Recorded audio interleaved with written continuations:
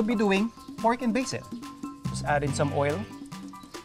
Masyadong marami since we're using pork belly, so maglalabas pa ito ng sarili niyang taba later on. We're cutting it into what we call lardon.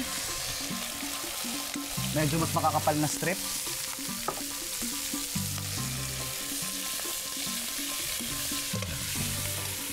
And then prepare lang natin yung iba pa nating ingredients. So we have here onions. And then yung ating red bell pepper. This is optional. Naglagay lang tayo nito mainly for presentation para lang may pop ng color. Season lang natin ito ng konting asin. And then deglaze lang natin ng water. By doing so, mas makakapag-render pa tayo ng fat ng ating pork belly nang hindi nasusunog yung pan natin. Kasi napapansin niyo yung gilid, kumakapit yung fonds o yung caramelization. And para isabay natin dun sa caramelization ng ating pork, lalagyan na natin yung ating sibuyas. So when you're feeling na medyo kailangan mo ng resbakan yung ating fonds, yan yung mga brown na yan, all you need to do is just, again, deglaze ng siguro mga 1/4 cup ng tubig. By doing that, malilift yung mga nakadikit na bits ng karne. And then, mape-prevent mo yung pagkasunog nito. Let's add in our bell pepper. Season natin ng oyster sauce. And then, of course, yung ating pepper.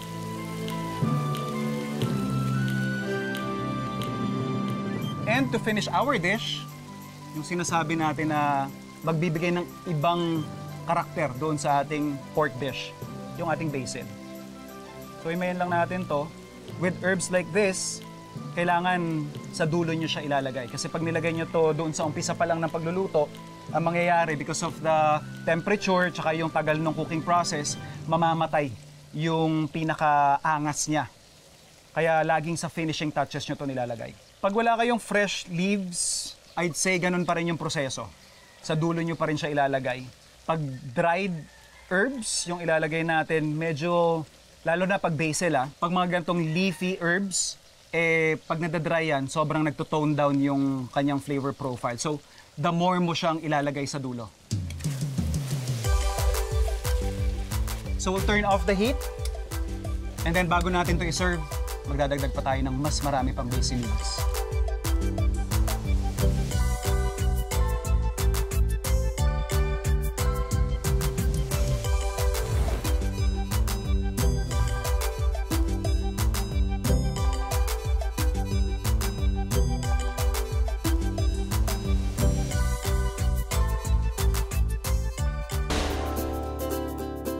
So, ang concept po namin when we started C was it's a place for people to bond, connect, and relate.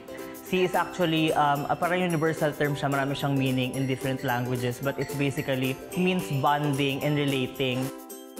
We wanted the place to be very inviting, very friendly, and it's a common space for everyone. So with C, we wanted it lang na it's comfort food but medyo elevated. So we did the classic comfort food and then we added twist. Sinusupport namin yung mga farmers from the north, direct na. So dapat ang pinapahalaga natin yung mga naghirap talaga, di ba? Para matulungan natin sa kanila, hindi na dumaan sa middleman, para lahat ng kita sa kanila, ina-harvest nila, na dinideliver nila direct sa amin. First natin yung ating appetizer, ang taco de lechon. So let's try. So yung lechon niya, guys, kung ano talaga yung lasa ng lechon, ganun na ganun siya. Pero eto, mas madali siyang kainin kasi chopped lechon siya. And then, etong salsa sa taas, matamis siya, pero hindi tamis na asukal, tamis ng fresh fruits. Yung taco niya, guys, hindi siya yung crispy taco, so medyo nabibend mo siya, but sobrang lambot niya and ang sarap niya din. Ang galing! Kasi, alam niyo yung lasa na kakilala mo, pero at the same time bago. Ganun siya. Kaya naman pala modern classic with a twist talaga yung tawag nila sa kanilang mga food dito. Hulaan nyo nga kung ano to. Maniniwala ba kayo na ang dish na to ay adobo? Yes, guys! This is adobo duck with mashed peas and mint, drizzled with adobo oil. Ah! Let's taste.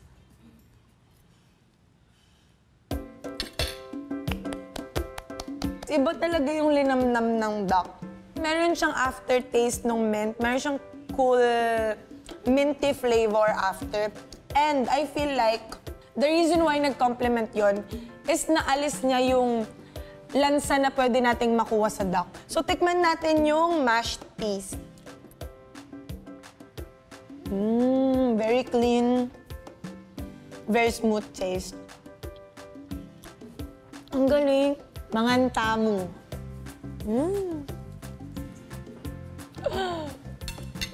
Yung duck, guys, yung texture niya, sobrang nagko-complement talaga sa texture na tong mashed peas. Pag kinain mo sila na magkasama, nagbe-burst yung flavor sa bibig mo. Yung duck adobo namin, it's not our typical adobo na we use pork. We use duck. And then, nakasubi siya ng 48 hours. Kaya masisigurado namin dito sa Sina, malambot talaga siya. Etong next dish natin is bagnet at bringhe.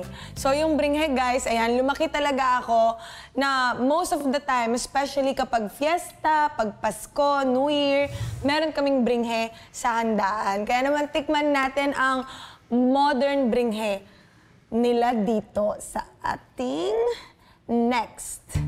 Papakita ko lang naman sa inyo kung gaano ka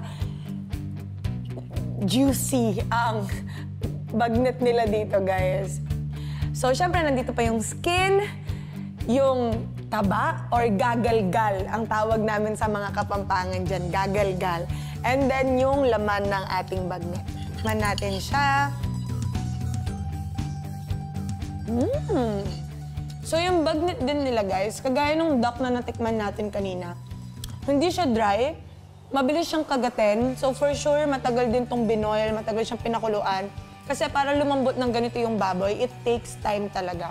Next, yung ating bringhe. Kapampangan ako. Naku po, let's go! Oh my gosh. It tastes like home. So, ang next dish natin is actually inspired sa French onion soup. Pero solid version. French onion grilled cheese. Meron din siyang French fries na kasama. Let's taste. Actually, isa sa mga mahirap na ginagawa kapag gumagawa ng caramelized onion, minsan nasusunog siya sa sobrang tagal siyang kinakaramelized. But with this one, it's the perfect cooked onion talaga. Anong sauce to? Kimchi? Isipin niyo yun, guys. Sauce ang kimchi. So good. Kanina, tinikman ni Hailey ang elevated comfort food ng C. Tignan naman natin kung paano naman tumatawid ang konseptong ito sa kanilang drinks and desserts. San Sebastian cheesecake with Biscoff sauce. Originated kasi siya sa Spain. So yung head chef namin, umiikot talaga siya sa buong mundo para, makapag-create siya ng bagong dish. Let's try.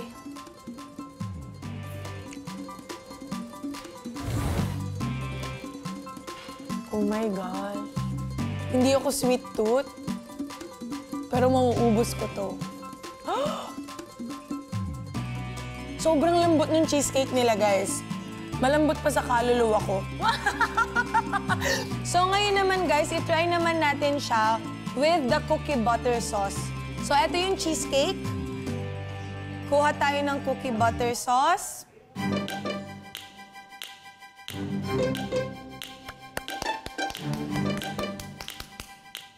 Ang sarap, everyone! Sa muscat tart naman po, layerings niya, meron siyang yung tart and then lemon custard and then grape, which is the muscat, topped with edible gold po. Kahit very social siya, gagawin natin siya ng Hailey version, kamay-kamayan.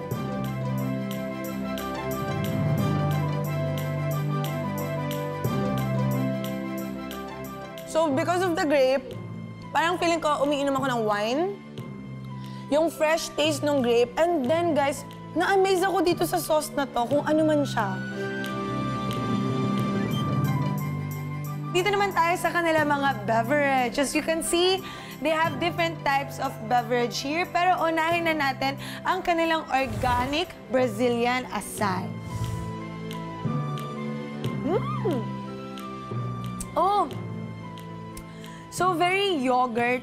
May mga nuts din siya. So, yung mga proteins, mga vitamins that you need. Perfecto. So, sa mga health-conscious dyan, I can actually say that this beverage is perfect for you guys. Next naman, guys, ang ating ube cream base. Ito, panglasang Pilipino. Pinoy na Pinoy ang lasa, guys. So, yung kagandahan sa kanya, lasang-lasa mo yung ube, pero yung kick ng coconut nandoon din, kaya talaga nagko-complement talaga yung taste ng ube and ng coconut. So, guys, let's move on naman sa tiramisu latte. Sabi nila sa akin, the best way to drink this or to eat it is to use the lady finger to stir it out. Okay, so...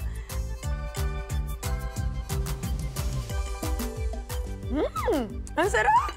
Nakaka-good vibes. So, 10 out of 10. I love it, everyone. Hindi naman ako nasabihan na iinom pala tayo for today's video. And this is a drink na ngayon lang ginawa, guys. And we're gonna call it F to T, Farm to Table Drink. Oh, di ba? Meron daw siyang hint of guava and everything, but I want to put it here sa loob. Let's go. Oh!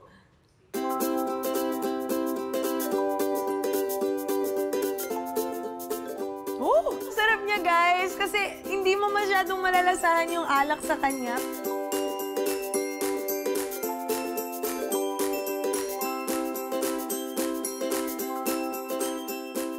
So naka-inspire na naman tayo doon sa isa sa mga nakita natin doon sa kanilang herb garden, yung kanilang fresh na parsley. Isa sa mga traditional dishes na I guess kailangan mong matutunan as a chef or maintindihan is yung scampi. Most of us would think na ang scampi ay pangalan ng dish, when in fact scampi is the name or the Italian name of langoustine. Langoustine is parang kamag-anak ng lobster. So ito yung mas slim, pero same characteristics. May claws, segmented pa rin yung katawan nito. As far as taste, it's practically the same. Kaya kadalasan pag may nakikita kang langoustine sa mga fine dining restaurant. And then parang nung pumunta yung mga Italian sa Amerika, since wala silang langoustine doon, gumamit sila ng shrimp or prawns. Yun yung gagawin natin. Yun yung kinamulatan natin na shrimp scampi.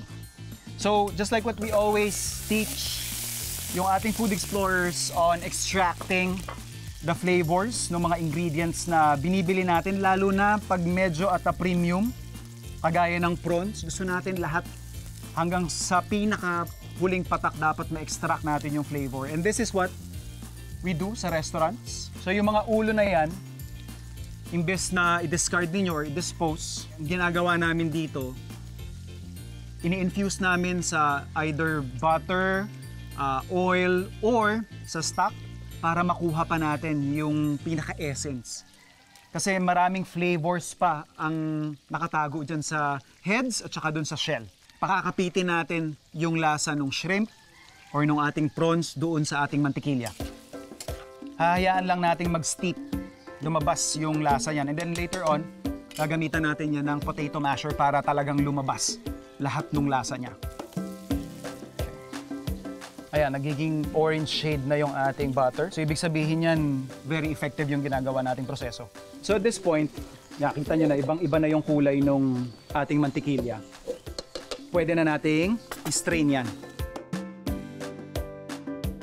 And that, my friends, ang liquid gold. Shrimp scampi is best or traditionally served with bread or pasta. We're choosing bread this time. We have here baguette. Since garnish lang ito, kayong bahala kung paano nyo siya gustong i-serve. Ako gusto ko ng medyo parang crisps. So ganyan lang yung kaninipis. Dip lang natin. Chuk, mabilis lang. Hindi nyo kailangang ipasoak doon sa bread yung mantikilya nating malaginto. So, totostahin lang natin yung ating tinapay doon sa ating pan.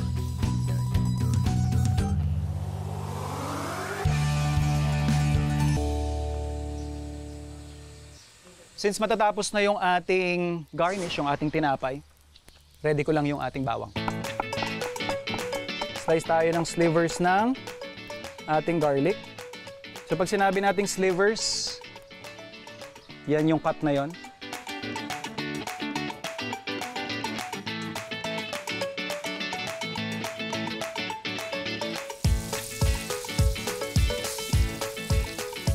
So hot pan, yung ating generous amount of garlic.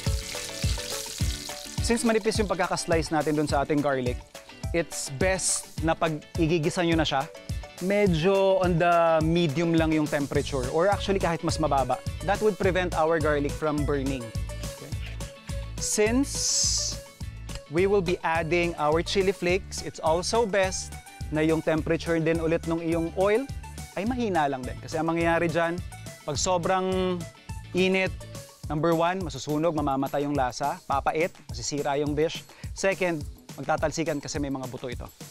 And then, pag ilalagay na natin yung ating prawns or shrimp, pwede na nating iangat yung temperature.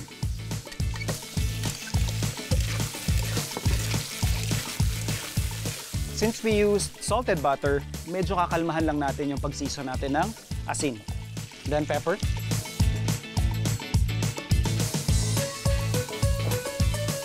Since patapos na yung dish natin, ihahabol lang natin yung ating lemon. Pero bago natin tanggalin yung kanyang juice, tatanggalin ko muna yung zest. Pandagdag natin to finish off the dish.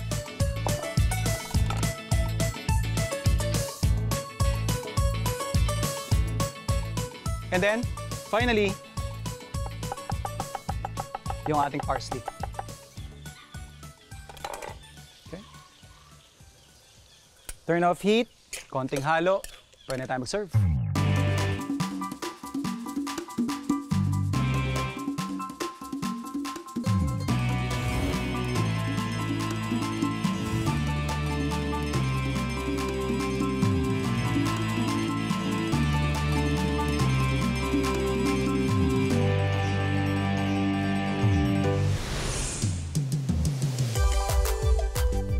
Dito sa Quezon City, isang patok na tambayan ang dinadayo hindi lang ng foodies, kundi photo enthusiasts din.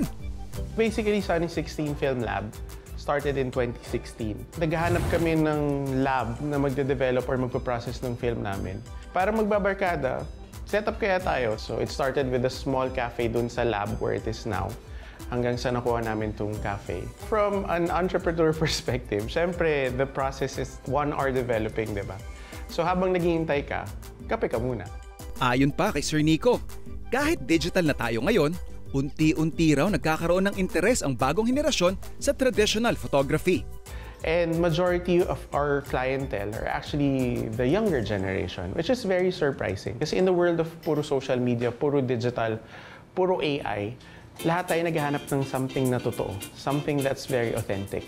At sa katulad ni Hailey na isang Gen Z, hindi niya pinalampas ang pagkakataon na malaman kung paano dinedevelop ang mga larawan sa isang darkroom. Sir Nico, ano po ba yung darkroom and para saan po siya? Okay, so part ng analog photography or film photography for that matter is we have the darkroom. Unang-una dito natin dinedevelop yung film para maging negative siya. Although ito, na-process na natin sa baba because yun nga, primarily sa Sunny 16 tayo nagde-develop ng film. Okay.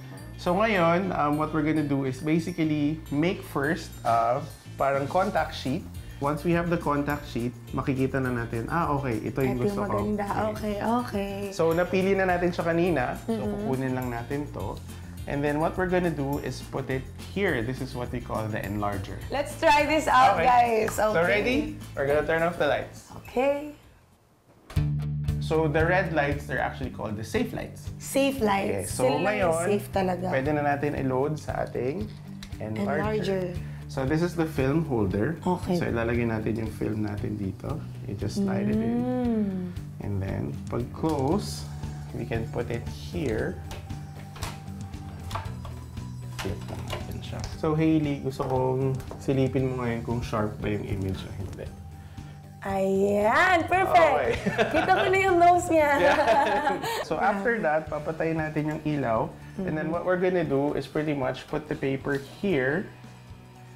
And then, saset natin yung time. Usually, mas mahabang proseso siya, pero shortcut natin. So pag expose natin, automatic na siya. So once na-expose na natin siya, 7 seconds na, we're gonna get the paper. Okay. And then, we're gonna go here. So, 3 steps siya. So, bababad muna natin. 3 steps. This is the developer. So, makikita mo, lalabas na yung image dito. Oh! Tapos yung next niya, basically, it's the stop para itigil niya yung process. Develop. Pagkatapos tigil ng process, meron yung fix para ma-fix niya yung image niya. Para hindi siya Okay. We always encourage people na kahit nag-shoot kayo ng film or kahit digital for that matter, it's always different na pag nagpiprint. For someone na hindi na naabutan yung mga ganitong process ng pagde-develop, therapeutic po siya sa amin. Lalo na sa akin kasi bagong-bago siya.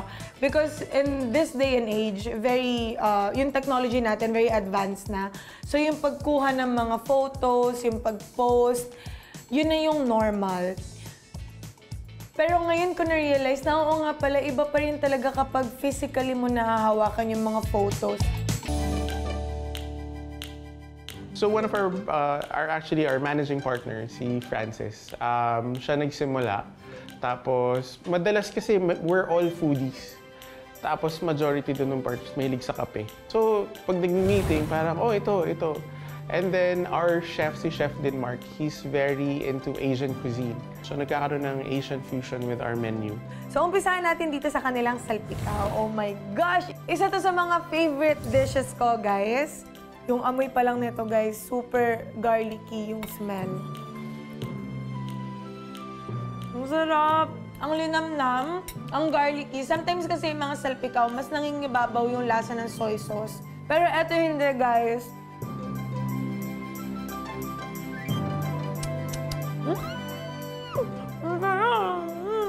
Ito yung brown butter latte.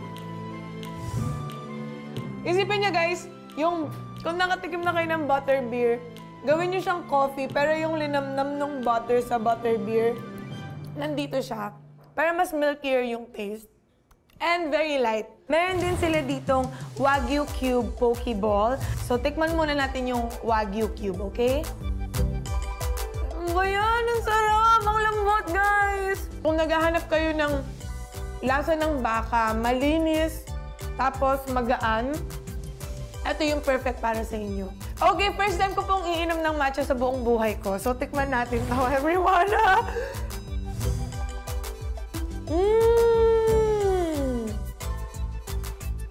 Oh, ganun pala yung lasa ng matcha. Actually, I think this is the perfect way to introduce matcha sa akin because hindi ganun katapang. Okay, guys, try naman natin yung kanilang all-day breakfast. Ito talaga yung pumukaw ng pansin ko kanina, guys, kasi yung pancake nila, it's perfectly made. Bilog na bilog. Very moist. Hindi siya drying. Kasi maraming pancake na kapag kinain mo siya, nakakatuyo siya ng lalamunan. Yung kanila hindi ganun, guys. Hindi siya ganun katamis. Now, isabay natin siya sa bacon kasi ako, as a Kapampangan girl, love na love kong pinagsasama ang maalat at matamis. Try natin yung flat white nila. Masarap siya kahit na very matapang siya. Yung mga kinakain ko naman ngayon are actually perfect for people na vegan. Dahil etong dinatry ko ngayon is vegan sisig. Para talaga akong kumakain ng pork sisig, pero tofu yung nandito sa loob niya. Ang galing. Nalalasan ko yung baboy kahit walang baboy. So, eto is cauliflower na may sriracha. Dahil nakikita mo, visually nakikita mo siyang mukhang chicken. Parang ang nalalasahan mo na rin chicken. Yung pinaka-favorite ko po is yung salpikaw. Sobrang gustong-gusto ko yung garlicky flavor ng salpikaw nila. Tapos sa drinks naman, yung favorite ko yung caramel latte. Sobrang sarap niya. Very mild lang yung lasa, pero nabibigay niya yung kick ng coffee na need ko.